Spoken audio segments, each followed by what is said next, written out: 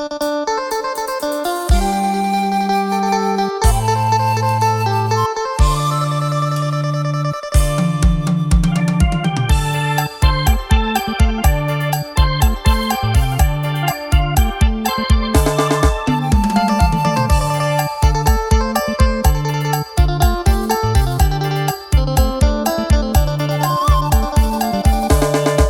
าวหมอลำเจ็บซ้ำปานน้ำแทงเสียบจังแม่นไอ้นี่เสียเปรียบถึงน้องเหยียบลงมากลางใจบ่นึกบ่ฝั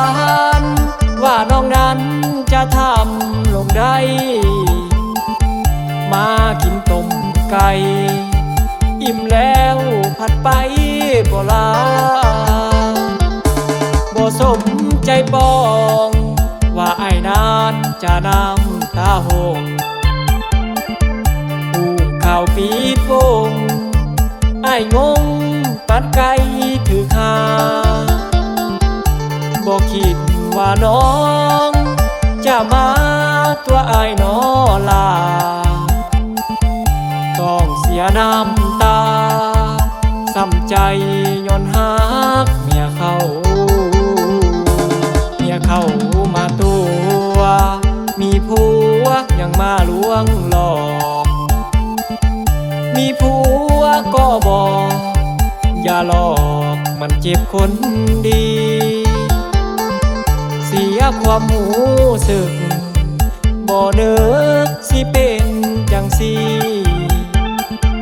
น้องมีสามีให้คืนเมื่อสาเอวกลมหักเมียเขาไอ้นี่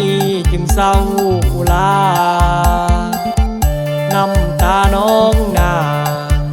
ถึกว่าหักเมียเพิ่น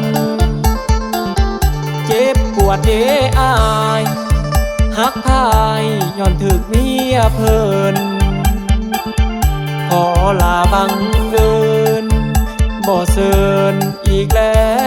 วเมียเขา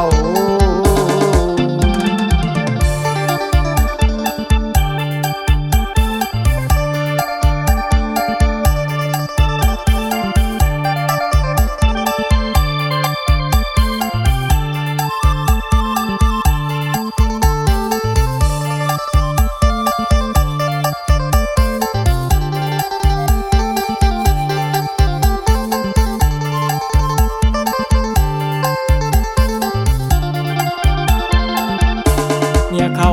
มาตัวมีผัวยังมาลวงหลอกมีผัวก็บอกอย่าหลอกมันเจ็บคนดีเสียความหูสึกบ่นึกสิเป็นจังสิน้องมีสามีให้คืนเมื่อสาเอวก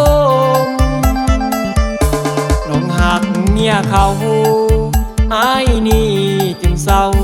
ลาน้ำตาน้องนา